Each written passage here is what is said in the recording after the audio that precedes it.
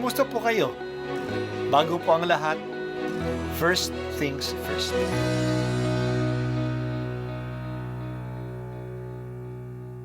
Good morning po.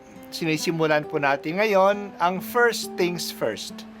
At dito po, tinatalakay natin sa unang bahagi ng umaga natin ay ang first readings na binabasa po sa banal na misa. Ito pong tinatalakay natin kasi madalas po kasi marami na tayong alam tungkol sa gospel readings. Pero konti po ang nagsasalita sa first readings.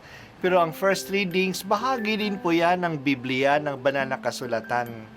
Kaya susubaybayan po natin ang mga first readings, basahin po natin at kuminsan kailangan ng basahin ng 2 o 3 beses bago maintindihan kasi hindi po tayo familiar sa mga istorya at sa mga kaisipan na tinatalakay dito. Ang pagbasa mula sa unang aklat ng mga hari. Noong mga araw na iyon, natuyo ang batis, kaya sinabi ng Panginoon kay Elias, "Umalis ka rito, pumunta ka sa Serepta, sa lupain ng Sidon.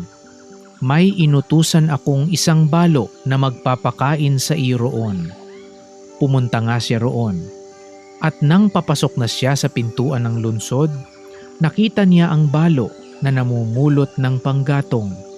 Sinabi niya sa babae, "Maaari po bang makiinom?" Aalis na ang babae upang ikuha siya ng tubig nang pahabol niyang sabihin, "Kung maaari, bigyan mo rin ako ng kaunting pagkain." Sumagot ang babae, "Alam po ng Panginoon na iyong Diyos na wala na kaming tinapay. Mayroon pa kaming kaunting harina at kapatak na langis. Namumulot nga ako ng maigagatong upang lutuin iyon at makakain man lang kami ng anak ko bago kami mamatay." Sinabi sa kanya ni Elias, "Huwag kang mag-alala. Pumayo ka at gawin mo ang iyong sinabi. Ngunit ipagluto mo muna ako ng isang munting tinapay. At pagkatapos magluto ka ng para sa inyo, sapagkat ganito ang sabi ng Panginoon, Diyos ng Israel.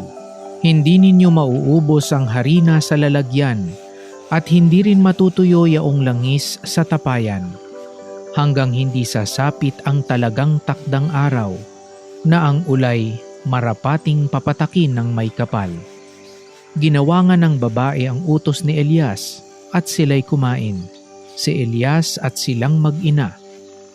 At hindi nga naubos ang harina sa lalagyan at hindi natuyo ang langis sa sisidlan, tulad ng pangako ng Panginoon sa pamamagitan ni Elias.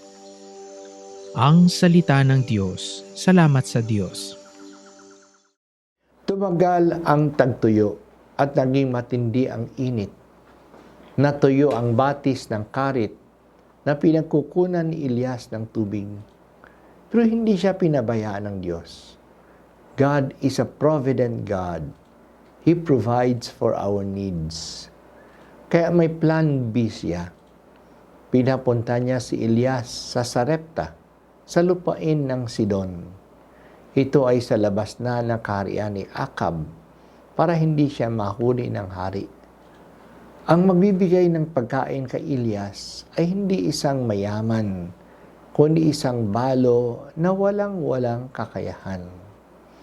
Namumulot na lang siya ng panggatong upang makapagluto ng huling makakain niya at ng kanyang anak.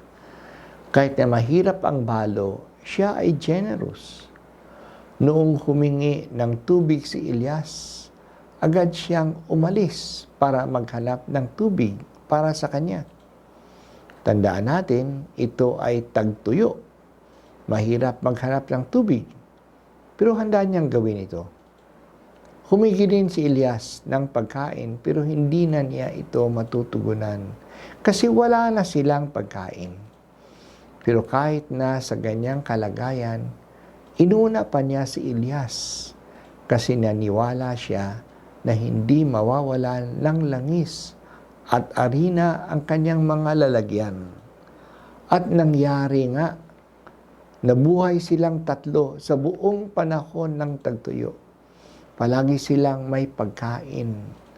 Hindi nga naubusan ng langis at ng arena ang kanilang tapayan. Makikita natin na ang Diyos ay hindi pabaya. Hindi siya pabaya kay Propeta Elias at hindi siya pabaya sa generosity ng balo. He provides for their needs. Mayroon ba tayong ganitong tiwala sa Diyos? Pinapakita natin ang ating tiwala sa ating pagsunod sa Kanyang salita at sa ating generosity. Ito ang katangian ng balo. Maraming pagkakataon na hindi naranasan that God provides na mapagbigay ang Diyos dahil sa kakulangan natin ng tiwala at hindi tayo generous. Umaasa lang tayo sa ating kakayahan, sa ating pera, sa ating magagawa. Hindi tayo naniniwala at umaasa na kumikilos din ang Diyos para sa atin at sa paraang hindi natin inaasahan. Wala naman sa kaisipan ng balo na hindi mauubos ang langis at arena sa kanyang mga tapayan. Pero ganyan nga ang ginawa ng Diyos. God provides. Tulungan mo kami, Panginoon, na hindi mawala ng tiwala sa iyo. Alam mo ang aming kalagayan. Hindi mo kami pababayaan. Maniwala lamang kami sa iyo at palagi maging matulungin sa aming kapwa.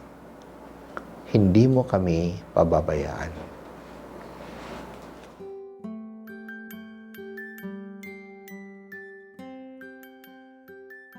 At ako po ay si Bishop Broderick Pabilio dito sa First Things First.